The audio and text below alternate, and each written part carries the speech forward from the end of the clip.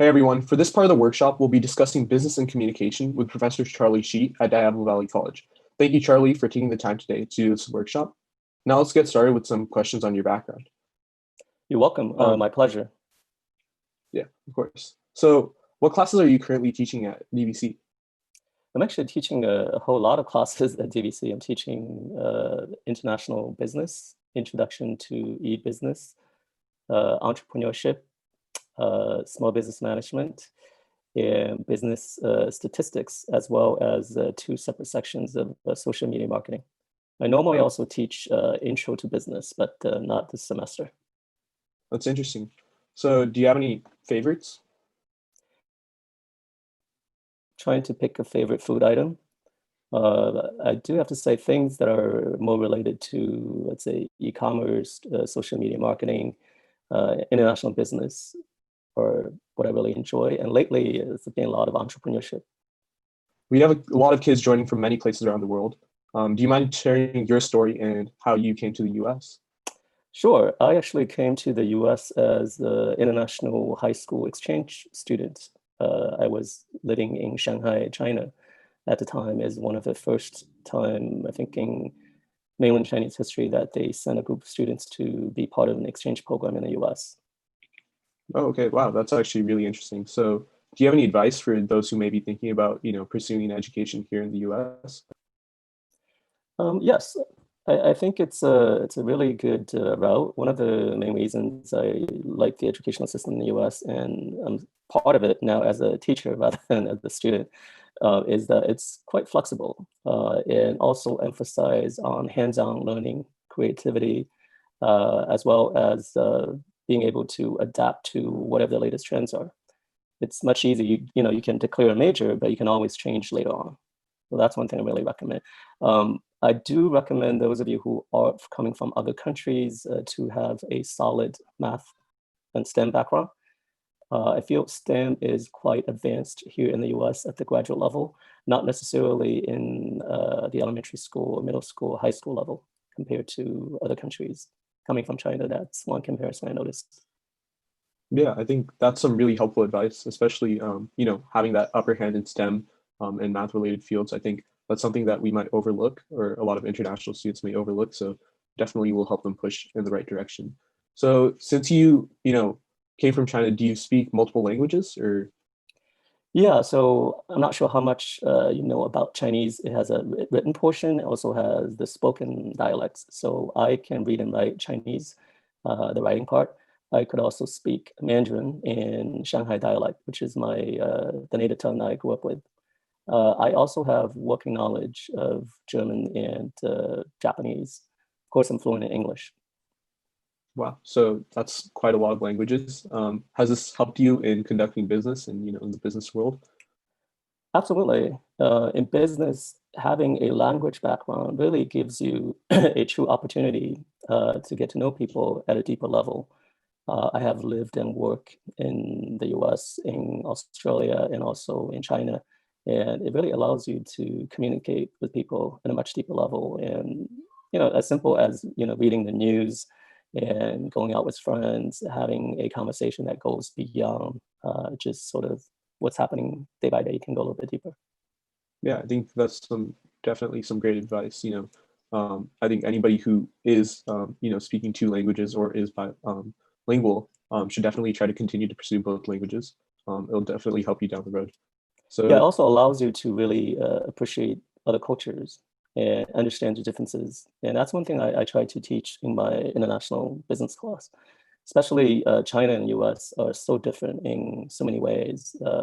As simple as, as a society, the US is a lot more individualistic, probably one of the most highly individualist countries in the world. And China tends to be on the other side, tends to be more collectivist. And that has a lot of ramifications for interpersonal communication as well as for professional setting.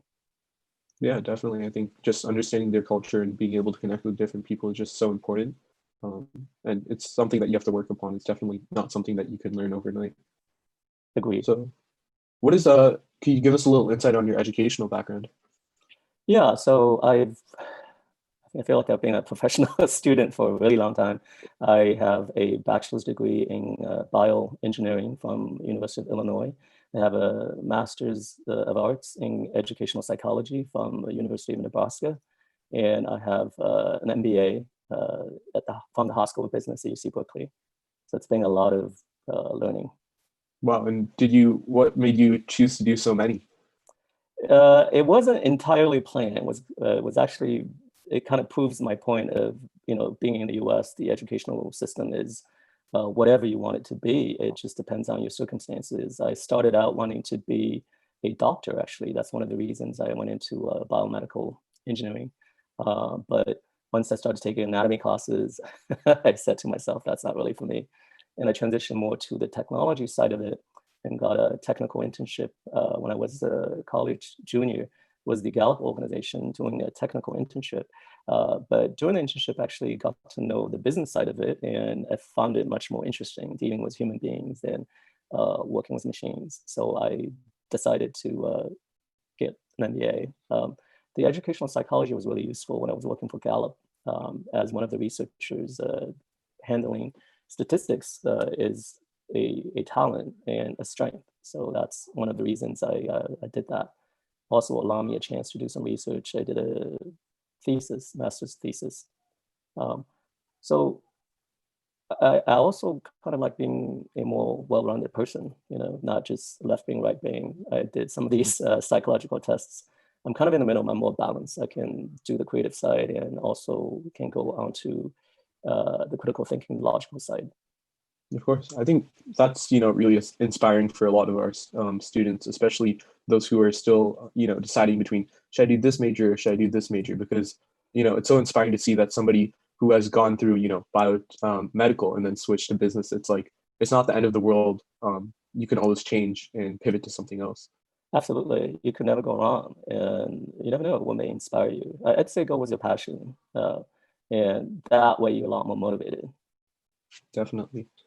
So now we're just gonna move on to a little bit of other types of questions. We have a Sure. pitch competition coming up, and I think some of the students would greatly appreciate your advice on some communication skills. So what are some common skills that you just see among your excelling students when it comes to business? I think one really important thing is keep it simple. I know your business model may be a little bit more complicated, but you have to be able to make it simple enough for your customers and for your employees to understand and to rally behind it. So figure out a way to communicate something that is, straightforward and not convoluted, and use words that people can identify with. I think that's one recommendation I have. Number Definitely, two I is think just a lot of practice, practice, practice, practice. I think people are afraid of public speaking, just by default. And it's good to start young. I commend you guys for, starting on the entrepreneurship track, so much earlier than I did. You're definitely doing the right thing.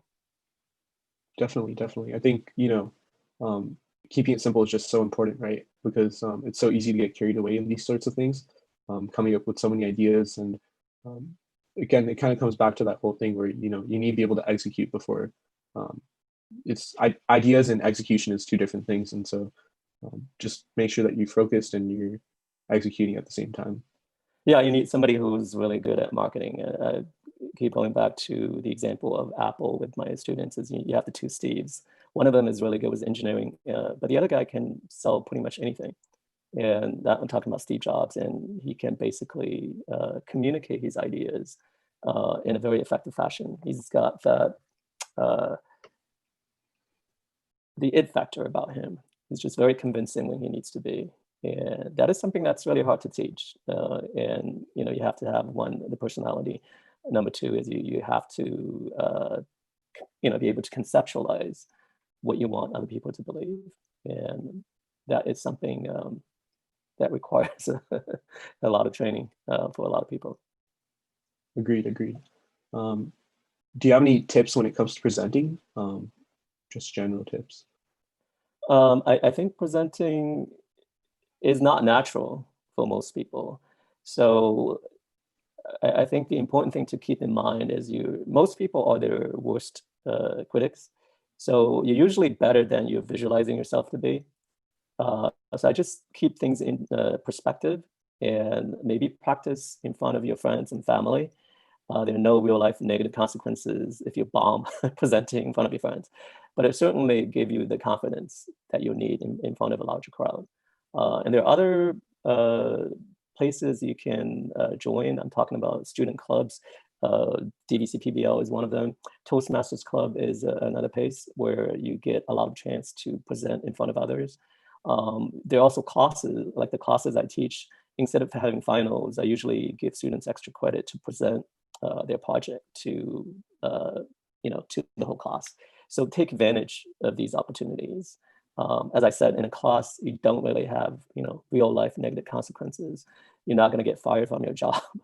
And the way that most professors run their classes in DVC, they're safe environments. So people are not going to laugh at you. So I'd say just take advantage of as many opportunities as you can. Yeah, absolutely. Just going again, I think when it comes to business, it's just chipping at it, just starting off. I think that's just so important. And there's really nothing else that you can do if you just slowly start at it. You're eventually going to get there to your end goal. So, we're living in this coronavirus pandemic. All this communication is occurring online. I'm sure you're teaching online. It's very different from last semester. How do you think students should adapt to this differently? Um, I think it's tough for everybody.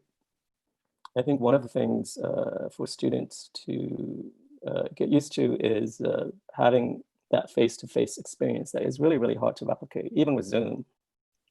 On the other hand, there are some advantages that you may not get compared to a face-to-face classroom, in that I feel somehow the distance is actually shorter because I can see somebody more up close, and everybody's got their name written on their video with a profile, what have you.